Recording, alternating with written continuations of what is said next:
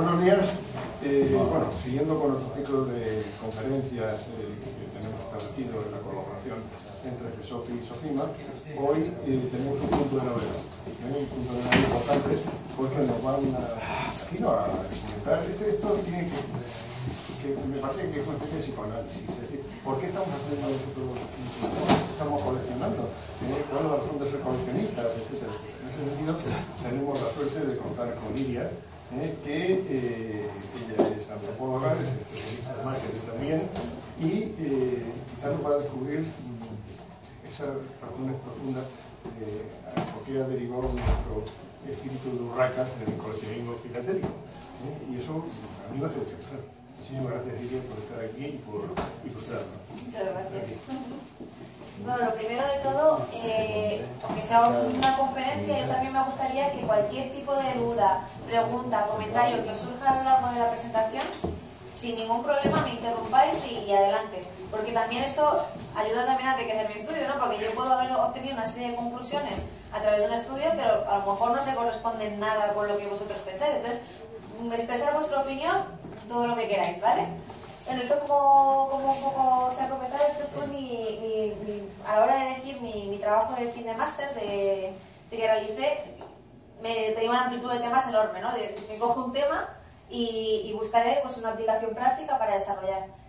Y la verdad es que uno de los temas en los que más me apetecía profundizar y averiguar, investigar, era un poco en el porqué del coleccionismo, ¿no? O sea, por qué hay personas que me incluyo, porque también todo el mundo tiene su pequeña parte coleccionista, que conservan ciertos objetos, ¿no? y ocurre todo este proceso. Entonces quería saber los motivos que llevaban a ello.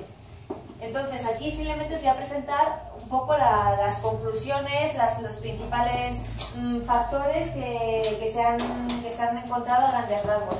Si alguna persona quiera leerse el texto completo de 100 páginas, también las tiene disponible, ¿vale? Para cualquiera quiera profundizar un poquito más. Bueno, el coleccionismo, a vosotros no lo tengo ni que explicar, es algo que ha sido relevante tanto a nivel histórico como económico, cultural, en todos los sentidos. Ya desde los primeros orígenes se han encontrado restos de los primeros homínidos que coleccionaban cosas, las conservaban, las guardaban con un cierto cuidado. Y luego es un fenómeno que es tanto relevante socialmente en todos los sentidos, a nivel incluso económico. Las subastas, por ejemplo, se mueven, por ejemplo, subastas y coleccionismo son 47 millones de euros al año. O sea que no es un evento, no es una cosa que digamos que no sea relevante. Y luego elegí la filatelia, entre otras cosas, por la facilidad de acceso que había al campo, porque sí que es cierto que es una cosa que pues yo llevo aquí en la Plaza Mayor muchos años y tenía una posibilidad, ¿no? de profundizar más en esta disciplina y explicar también el fenómeno del coleccionismo cogiendo el caso concreto que es la filatelia. Por ello, este trabajo no intentó ser ni un manual de teorías ni una recopilación teórica, porque todo esto ya existe en un montón de cosas. O sea, no iba a ser una experta en recopilar el pensamiento sobre los manuales de cómo ser un coleccionista, porque eso ya hay cantidad de libros. Tampoco iba a coger simplemente y hacer un manual sobre teorías. Lo que quería era buscar una forma aplicada de explicar el coleccionismo a través de un caso concreto como es el de la filatelia. Todo esto se llevó a cabo primero una investigación bibliográfica, y luego además un trabajo de campo que ahora os iré comentando. El objetivo fundamental era saber sobre el coleccionista del sello, o sea, ponerle cara, darle visibilidad, porque sí que es cierto que no hay ningún trabajo propiamente dicho en el mundo académico que haya intentado visibilizar y explicar el fenómeno del coleccionismo con el caso concreto de la filatelia. Sí que es cierto que Aranaz ha profundizado un poco sobre el tema, ha categorizado y ha escrito escritos muy interesantes, pero no se ha centrado tanto quizás en esta parte más de los insights y de las motivaciones. Para hacer el trabajo primero se hizo lo que es un marco teórico en la que se profundizaron tanto en libros manuales de filatelia, teorías sobre el coleccionismo, teorías sobre el consumo, sobre los objetos, sobre los sellos. O sea, se investigó tanto ramas de la psicología, de la historia y de la propia filatelia, que ya había hecho una cantidad de escritos considerables sobre el tema. De ellos se extrapolaron una serie de significados e insights, que son, digamos, pensamientos que hay sobre ello, para, en el trabajo de campo que se realizó, llevarlos a cabo. En el trabajo de campo se hizo tanto observación participante, que son técnicas que tú vas al campo y ves un poquito lo que te rodea, entrevistas informales, análisis y una encuesta que muchos de vosotros habréis recibido. Y espero que muchos la hayáis completado hasta aquí. Entonces, se utilizaban una serie de técnicas bastante amplias, y de las entrevistas, de las encuestas que se realizaron un total de 249, de las cuales 215 eran válidas, porque se descartaron aquellas de personas que formaban parte del ámbito del marketing o de los estudios de mercado, porque sí que es cierto que puede influenciar a la hora de responder a una persona que ya está acostumbrada a cierto tipo de preguntas. Pero, perdona, Sí. me has preguntado, cuando hiciste las entrevistas, ¿me has preguntado si eran hijos únicos? Eso Se da muchísimo entre los coleccionistas, los hijos únicos. ¿Sí? Los orígenes del coleccionista. No se preguntó directamente, porque es una cosa que, si no sale el tema, tampoco te vas a obligar a la persona a contar el tema. Lo que sí que se investigó luego más adelante es el tipo de familia y la estructura familiar que tiene la persona que ya es coleccionista. No tanto sus orígenes, sino la familia y la estructura que tiene actualmente la persona que es coleccionista, que más adelante os la comentaré un poquito por encima. ¿Tenéis alguna preguntita hasta ahora? ¿Alguna curiosidad? Vale. Entonces, bueno, a través de toda esta investigación pues, se profundizaron sobre las temáticas que veis, tanto el significado de las colecciones, se elaboraron una serie de perfiles o segmentos con los que luego se puede trabajar de cara pues, a realizar acciones de fomento, de lo que sea, y se estudiaron también las motivaciones del coleccionista. Sobre el coleccionismo, que os voy a contar a vosotros, ¿no? Es una explicación de la conducta del consumidor en la que se busca algo más que el propio objeto, que se tiene un sentimiento porque se depositan una serie de valores en ellos, y se va más allá de la propia funcionalidad. O sea, una cuchara no es una cuchara dependiendo de si lo usas para comer o si es coleccionable. O sea, pierde la funcionalidad, o por ejemplo el sello, ¿no? Pues vosotros, generalmente el sello se colecciona, pero no se usa tanto por su valor para el que fue creado, es decir, el envío de paquetería o correspondencia, como por el valor que se le aporta. Entonces, todo ello, también todos los objetos coleccionables, se les deposita una serie de sentimientos, una serie de valores que ya iremos profundizando un poquito más adelante. La imagen que tiene el coleccionismo, o sea, el sello en sí, pues podría verse desde, bueno, como ya vosotros sabéis, desde el pago de una tasa, ¿no?, hasta un objeto coleccionable, que puede ser visto como un objeto artístico, una fuente de conocimiento, una fuente de recaudación del Estado. Cada uno tiene el suyo. Pero si vamos un poquito más hacia adentro, hacia los valores simbólicos que tiene el sello, vemos que para el Estado es una fuente de identidad y una fuente también de propaganda, ¿no?, de saltar ciertos valores frente a otros dependiendo del periodo. Y para los coleccionistas se han detectado varios valores, ¿no? Está desde la propia autorrealización o la búsqueda de una fuente de identidad, hasta la imagen negativa que tienen muchos de ellos de que es una cosa que no tiene futuro o que es una cosa que tiene un colectivo muy envejecido. Eso no es cierto. No, eso es lo que se escucha. Yo no opino. Tú mira, Pero tú también es que cada día eres más joven. Aquí de los sellos no es Para el resto porque está la mayoría mal. es algo que le gusta más que la carta. ¿Que le gusta más el qué? Es sobre la carta, el sello, mira, tú dices, un sello. sí, se ha hecho sobre la filatelia. Sí que se ha investigado filatelia. Muchas personas, por ejemplo, de hecho en la encuesta se reflejaba, pues a lo mejor hacen estudios o hacen historia postal, pero se habla de la filatelia en el conjunto. El sello un poco, porque también estoy acostumbrada, cuando hablo un poquito de mi trabajo, a hablar a colectivos que no sean filatélicos y no tenían ese conocimiento que tenéis vosotros. Entonces sí que es cierto que a ellos les cuesta un poquito distinguir.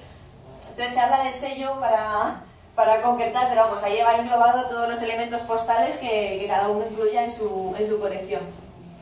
Entonces, ¿qué diferencia una colección? ¿Qué es una colección? Una serie de objetos, ¿no?, interrelacionados, como pueden ser sellos, elementos postales de todo tipo, o si son coches, lo que sea, que siguen una determinada secuencia y cada uno sabe la que es la suya.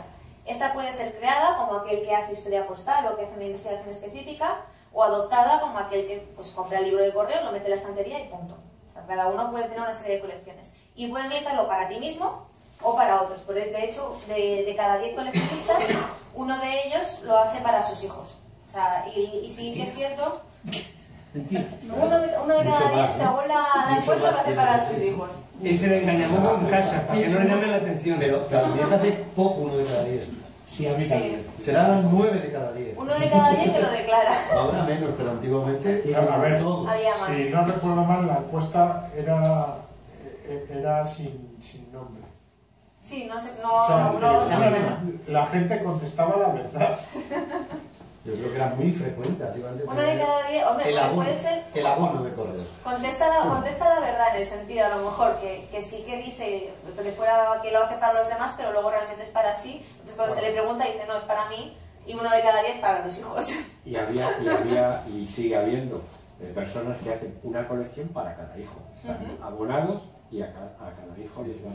Sí, yo de hecho conozco Sobre un todo caso la de buena uno que cosa. realiza 11 colecciones para hijos y nietos. 11. Una pregunta. ¿Cómo ha sido seleccionado el colectivo de los encuestados?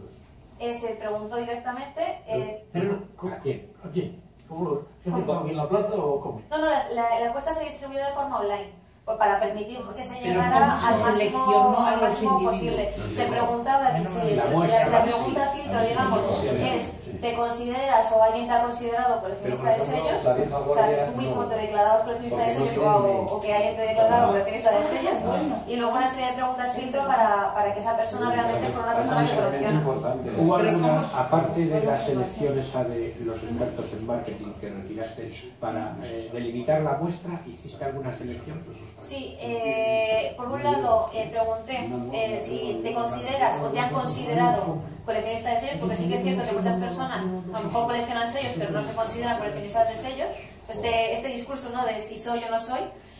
Y luego aparte había otra pregunta de control, que si alguna vez habías comprado, adquirido o lo que sea un sello, un elemento postal. Porque sí que es cierto que a lo mejor eso es una pregunta, es decir, si tú eres coleccionista o te reconoces coleccionista o alguien te reconoce, en algún momento has tenido que adquirir una pieza. Entonces esas eran las únicas 2 preguntas filtro. La otra era de control para ver que efectivamente eras coleccionista de sellos y la otra de autodeclarar. Los que están suscritos al servicio filatélico de correos, si hubieras hecho esta encuesta para sí mismos y para sus hijos, bueno, ya no sería la proporción de 1 a 10 la correcta, pero de 1 a 2 mínimo. Sí. Sí. Es lo que ha salido de lo que las propias personas han contestado. Y sí que me extrañó porque tanto ese dato como el de para amigos, familiares o compañeros de trabajo, yo pensaba que iba a ser más elevado, pero por ejemplo para amigos, compañeros de trabajo, que mucha gente dice, no, yo es que le hacía la colección a fulanito, o se lo iba a comprar, no sé cuánto, y se lo organizaba. Eso no ha salido, o sea, que estamos hablando de casi de 1 de cada 100, o sea, es mínimo. Una frase que no has tocado, porque hace muchos años que no ha habido guerra, es cuando hay guerra en un país, hay mucha gente que coge sellos, compra sellos para poder huir del país con dinero ¿En efectivo? En efectivo. Eso es después de la Segunda Guerra Mundial, eso ocurrió mucho con alemanes que fueron al sur, en Portugal, portugueses que se fueron cuando la Revolución de los Claveles a Brasil con los sellos, porque el rey de Rumanía salió del país con grandes colecciones de sellos para poder rehacer su vida en el extranjero de la Segunda Guerra Mundial. O sea que sí, que aprovechó el sello es un elemento que también se utilizamos para poder salir de un país en un momento de crisis y poder rehacerse en otro. Sí, es lo que hablábamos un poco de los valores del sello y que en el texto que está hecho está mucho más desarrollado, pero que el sello puede verse desde eso, también está la idea siempre pues, del valor económico del sello que el que lo lleva, el valor al menos nominal, ¿no? Entonces, eso sí que se ha utilizado a lo largo de la historia. Pues empezó, según lo que tengo estudiado, porque esto ya viene de la búsqueda bibliográfica, no del estudio de campo, el motivo que se argumenta en el libro que muy amablemente me dejó Evaristo, que está ahí al fondo, era sobre que los sellos de Inglaterra se empezaron a coleccionar supuestamente por la imagen de la reina, ¿no? O sea, esa búsqueda de ese personaje, ¿no?, era lo que motivó el principio del coleccionismo en ese sentido. Y sí que es cierto que luego han salido otra serie de motivaciones, ¿no?, que se han ido viendo a lo largo de la historia. Pues por ejemplo, al principio en España, también por lo que comentaba esto en el libro de Ananaz, el coleccionismo del principio no se puede tampoco calcular porque mucha gente tenía miedo de poner el sello porque si no luego, que si se le iba a quedar el cartero o no sé cuántos, entonces no se sabe exactamente cuántos sellos se coleccionaron frente a los que se usaron. Entonces siempre hay ese tipo de...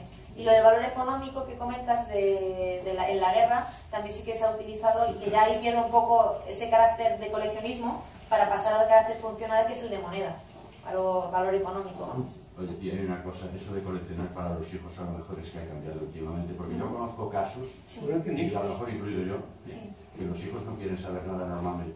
Claro. Yo no conozco ningún caso en que los hijos se hayan hecho cargo de ser coleccionistas. El padre se los compra Sí, y lleva las colecciones para todos. Yo lo que no he visto, ninguno. Sí, el fracaso con los hijos es total, pero hay algún margen de éxito con los Por nietos. eso yo Con los nietos. Algún nieto, gente se ha dado cuenta. Sí. pero los hijos No hay tanta... yo creo que es la mirada mortal que nos acecha. Sí, claro, pero es El nieto concreto se ya la mirada mortal.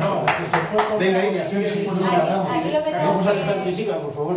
Bueno, además de Baristo, también tengo que agradecer lo primero de todo también a Raimundo Almeda por distribuir también la encuesta de forma online a un montón de personas, que también ha favorecido que llegara a estas 249 personas que le han llegado a contestar, que es un número del que estoy bastante orgullosa, la verdad. Entonces, bueno, y a toda la serie de personas que forman parte y que también han colaborado, ¿no? Tanto con su propio discurso como a la hora de distribuir las encuestas.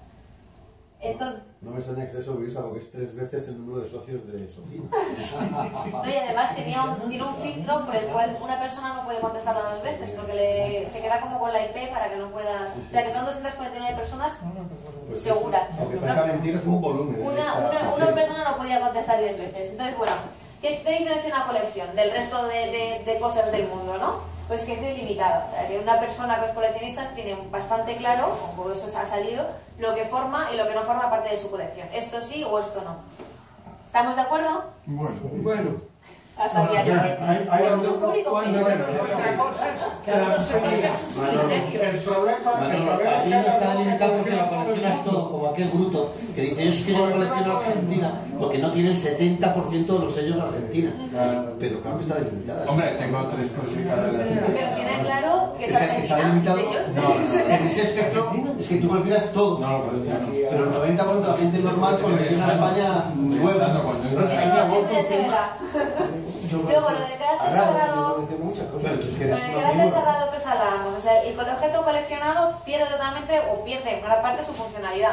Estamos hablando, por ejemplo, imaginemos un objeto que ya de por sí es funcional, ¿no? Como puede ser un coche. Un coche sirve para transportarse de un sitio a otro. Pero los coches de colección ya no se usan todos los días, o sea, son objetos que se alejan totalmente de la rutina, es decir, pues yo uso mi coche de colección para ir al trabajo, para usarse en eventos especiales y claramente marcados, que tienen una serie, pues llegamos hasta de rituales, ¿no? Pues este día, con este tal, lo saco, o sea, pierde totalmente esa funcionalidad, ese carácter, digamos, más rutinario para adquirir una perspectiva que va mucho más allá. Es que lo del delimitado, yo creo que el ¿Tú tienes coleccionista... claro lo que forma parte y lo que no forma parte de tu colección? No, ya me gustaría. Por ejemplo, Argentina. Sí, es un caso muy enfermizo. No le hagas esto, es un caso muy enfermizo. Pero sabéis los sellos de Argentina, ¿no? Se lo queda todo. Pues son sellos de Argentina. Los de Bolivia ya no forman Uy, parte. si fuesen de Eso no Argentina, te ha firmaba dicho. ahora mismo. Él sabe que su límite es el mundo. Sí, es un caso este no vale de caso.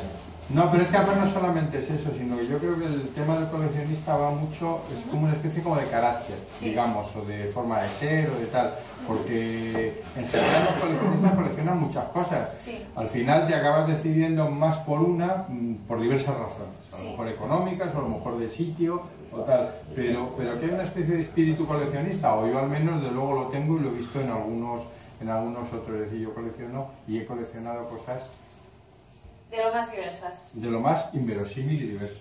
Pero, por ejemplo, ¿coleccionas sillas? Pues no, pero máquina de escribir sí. Podría hacer. Pero máquina de escribir sí. Sí, pero lo que te quiero decir, tú sabes que las sillas no forman parte de tu colección. Sí, bueno, claro, sí, tengo una serie de Sí, cosas que no no. lo es como muy claro. Cosas triviales, coño, que si no la... Vale, bien. No, yo lo decía por lo del carácter, no por otra cosa, por eso Al final, no lo decía con ánimo de No les está bien, disociar. me encanta que os expreséis y que me contéis vuestra opinión, porque eso también Yo aporta os mucho. sugeriría que se lo contásemos al final. Vale, Que de acuerdo. No, Vale. está bien, a mí De me acuerdo, parece que está estupendo, porque así que cada uno se exprese como con sus cosas. Luego, esto sí que parece una obviedad, pero sí que es cierto que hay muchas cosas en las que tú llegas a un punto y en este punto se acabó. Se has alcanzado el conocimiento o no conocimiento de una serie de cosas. Pero sí que en las colecciones se ve que cuanto más implicación hay en la colección, en todo lo que rodea la colección, aumenta normalmente tanto la complejidad como la profundidad. Que aquí vemos tu caso, por ejemplo. Cuanto más te implicas o más tal, mayor profundidad tienes. Sí, sí. Luego, esto parece la frase del año, ¿no? El total exclusivo de la suma de las partes. ¿Qué significa? Que si tú aíslas un elemento de la colección y la pones aparte, no tiene el mismo valor que si esa pieza forma parte del conjunto. Porque lo que crea el valor, lo que suma el valor dentro de la colección es el conjunto interrelacionado de objetos, como hablábamos antes en la descripción. No, las partes por separado pierden totalmente su sentido, pierden muchísimo de su valor, digamos. Ese es el problema de las subastas. Ya no hay, ¿no? ¿Por qué? Porque disgrega. Claro, lo separa. Claro. Luego, sí que se ha detectado, y eso también lo hablan muchísimos autores, que todo coleccionista tiene un sentimiento de propiedad y de posesión muy fuerte hacia los objetos de su colección. Tú puedes hablar de nuestra casa, nuestra cafetera, nuestra vajilla, pero es mi colección o tu colección. O sea, es eso, las colecciones es algo que está muy intrínseco, que forma parte del... Bueno, sí, a ver, Ray. También pasa con el coche y con el cepillo de dientes. Es mi cepillo de dientes, es mi coche. Hombre, la colección parte se la curra. Pasa con muchas. Exacto, pero que parece digamos que es un objeto, ¿no? Entonces dices, pues es un objeto más, como puede ser un maletín, una cuchara, no, pero es que tiene un carácter de privacidad, incluso de sentimiento, que no tienen otro tipo de objetos. Bueno, pero hay que enseñarlo. Completamente. Somos exhibicionistas. Al final mi hija me roba el noche por las tardes noches, y no me preocupa el álbum, no se lo dejaré. En casa de El álbum ni hasta el portal se lo dejaba.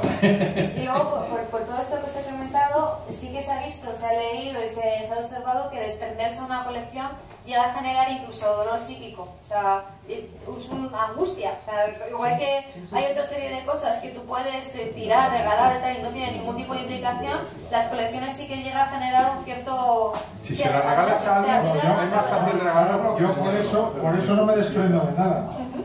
Entonces cada vez... Así tenéis el despacho tuyo de Baristo. Bueno, sí. Va, perdona, me gustaría ver tu casa. ¿Dónde está cocinando? Yo tengo un ejemplo terrible de esto que lo puedes usar. Ese final es el gran problema del jubilado mayor.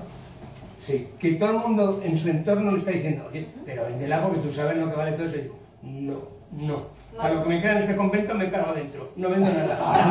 Hay que te entierren con tus álbumes. Sí, pero también, respecto a esto que decíamos de acumular objetos, o lo que has dicho tú de la oficina, hay mucha gente que dice, no, pues el coleccionismo se parece no tanto al síndrome de Diógenes, ¿no? Pero al síndrome este de acumulación, que dice, no, tú guardas todos los objetos, pero se diferencia. Sí. Hay ordenados y desordenados. Sí, pero lo que se ha observado es que el coleccionista es una persona organizada, metódica, que tiene su orden. Una persona que tiene síndrome de acumulación o que tiene síndrome de Diógenes se dedica a coger sin ton ni son para hacer cúmulos y no tiene ningún tipo de sentido, ni organización, ni de secuencia, es acumular por acumular. Entonces eso sí que se diferencia mucho del coleccionista.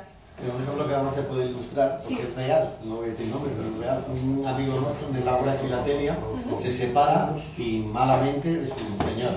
Entonces llega un momento en que le echa de casa y se va esa tarde de casa. Al día siguiente vuelve para recoger sus cosas y ya materializar la separación.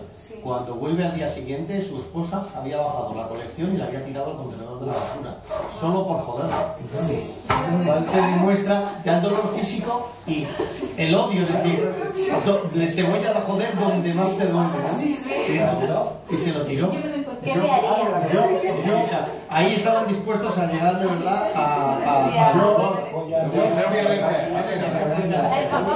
Vamos a hablar de uno en uno porque si no nos encontramos. Por favor, yo sugiero seriamente ya que la intervención sea al final. Bueno. Ya aquí no... Sí, pero para que hablen entre ellos en bajito, mejor que me lo cuenten. Que si no, eso no... Vale, entonces, ¿qué genera el valor de la colección? Ya no estamos hablando ni de un valor económico, sino estamos hablando más allá. También incluye obviamente el valor económico, pero también el valor propio que le da tanto la propia persona. Entonces, por un lado podemos hablar, esto estamos todos de acuerdo, está salido por todos los lados, que es un propio sentimiento subjetivo, o sea, viene del propio individuo que le da su propia valoración, o sea, no tiene nada que ver ni de lo que marca un catálogo, ni lo que diga fulanito, aunque también todos esa serie de factores contribuyen y forman parte de ello. ¿Dónde se genera también el valor? En el grupo. O sea, la confrontación de valores a través, por ejemplo, del intercambio en un grupo genera valor, porque es decir, para mí esto tiene este valor y para ti, en cambio, tiene este otro. Entonces, esa confrontación hace variar los valores que pueden tener para uno la propia colección. También la dificultad de completar. Esto está basado en el principio de sacrificio-ganancia. A mayor sacrificio, a mayor esfuerzo te cuesta completar una colección, mayor beneficio, digamos, mayor, no económico, para los que no se hayan enterado al fondo, no estamos hablando en términos económicos, sino mayor sentimiento, mayor valoración tiene satisfacción. Luego, por otro lado, lo que estamos hablando de interrelación de objetos. Un objeto sin su parte no tiene sentido. A mayor interrelación, mayor conexión entre los objetos, mayor valor tiene para el coleccionista. Luego, conocimiento, una persona que tiene una gran implicación y dedica una serie de tiempo en investigar, en descubrir, en implicarse y conocer lo que tiene, lo valora muchísimo más que una persona que ni lo mira y obviamente lo mete en un álbum o lo que está y lo deja tirado. Y luego, por otro lado, este carácter que se aleja de la funcionalidad. Mira, o sea, esto no tiene a lo mejor tanto que ver, es una extrapolación mía, pero un sello utilizado, ¿no?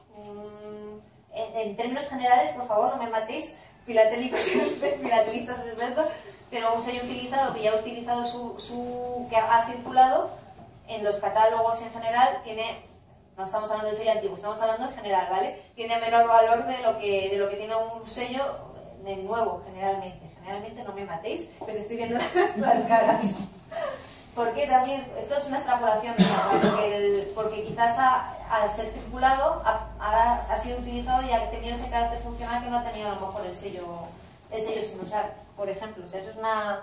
Pero bueno, lo que quiero es que me entendáis la idea de lo del carácter sacro. Luego, ¿cómo se adquiere? Pues aquí hay una diversidad de canales. O sea, sí que es cierto que como es bastante lógico, las personas de más edad utilizan canales más offline, ¿no? Más tienda, más tal, más correos.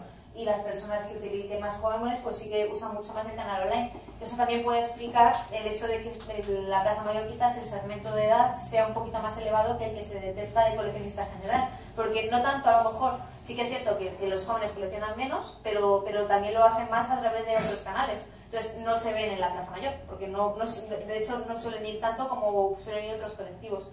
Pero lo que sí que se ha detectado es una curva a través de las necesidades que se tienen. Cuando una persona tiene una necesidad muy marcada de precio, por ejemplo, es decir, que sea el más económico de todos, aunque acuda a muchos canales, normalmente suele adquirirlos en canales muy concretos. Lo mismo si por ejemplo, es un coleccionista muy especializado, entonces tiene una necesidad de unas piezas muy concretas, con mucha dificultad, entonces los sitios donde finalmente los adquiere son realmente pocos, porque son los que tienen aquello que busca. Lo mismo con el subcontacto humano, y así con una serie de factores, cuanto más marcados son una serie de factores, menor es el número de canales el que realmente luego se adquiere el producto, bueno, el objeto. Entonces, cuanto más equilibrados están las necesidades de esa persona respecto a lo que está buscando a la hora de adquirir un producto, mayor es el número de canales en el que efectivamente compra.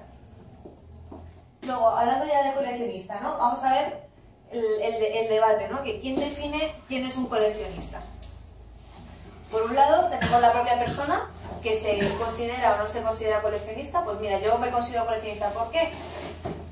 Porque guardo, colecciono, porque lo que sea. Porque me dieron una colección, no, porque yo también la hago. O sea, cada uno tiene su discurso, pero la cuestión es que la propia persona es la que define si se considera o no se considera.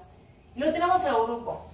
Y el grupo aquí podemos entenderlo de muchas formas. Por un lado, el discurso que hay en general, es decir, pues un coleccionista es la persona que conserva, que guarda, y si tú no lo guardas no eres coleccionista. O tenemos el discurso, por ejemplo, mismo Sofima, ¿no? Hay una serie de estatutos, una serie de cosas, bueno, Sofima, CESOFI, mejor dicho, sobre por ejemplo, los certámenes de lo que sería una colección mejor de una colección peor. O sea, estamos definiendo en esa forma a lo que es un buen o un mal coleccionista, en ese sentido en el caso de los certámenes. Entonces, el propio grupo, tanto de iguales como el discurso social, puede definir lo que es o no es un coleccionista, y también la forma de separarse de un determinado grupo. Por ejemplo, en el caso de que a una persona le encante el arte figurativo, ¿no? Y odio totalmente el abstracto, la forma de definir su deseo, su gusto por el arte figurativo es decir que no tiene nada que ver con lo que hace el arte abstracto, por ejemplo. O sea, la forma de autodefinirse negando algo que hace otro grupo. ¿Y quién ha salido que es en carácter demográfico, digamos, el coleccionista de sellos? Pues a la encuesta contestaron un 95% de hombres. Tan solo un 5% de las personas que contestaron eran mujeres. La media de edad se sitúa por encima de los 45 años, personas principalmente licenciadas. Lo que sí que es curioso que el 98% aproximadamente tenían estudios superiores, es decir, habían superado lo que ahora sería la ESO, o sea, eran personas, digamos, de un nivel por encima de la media básica. Y obviamente, ya más por el tema de edad, pues una gran cantidad de jubilados. El perfil del tipo de familia que tiene el coleccionista es generalmente una familia, o sea, de pareja, con hijos. Sí que es curioso que creo que era ahora mismo el más del 50% de las personas que están en una edad, digamos, de tener hijos, tienen más de un hijo, más de dos. Incluso hay muchas personas que tienen 3 hijos. O sea, sí que es cierto que sorprende la media de que el coleccionista estamos definiéndolo como una persona que tiene una familia establecida, familia, hijos, y que es curioso el rango de edad, porque en comparación con la media española el 50% de las personas no tienen hijos, es un rango actualmente mucho menor. Respecto a los perfiles, se elaboraron 3 perfiles, que aquí podréis ver lo del término de rejuntasellos, ¿no? Pero tenemos 3 perfiles que se caracterizan sobre todo tanto por la implicación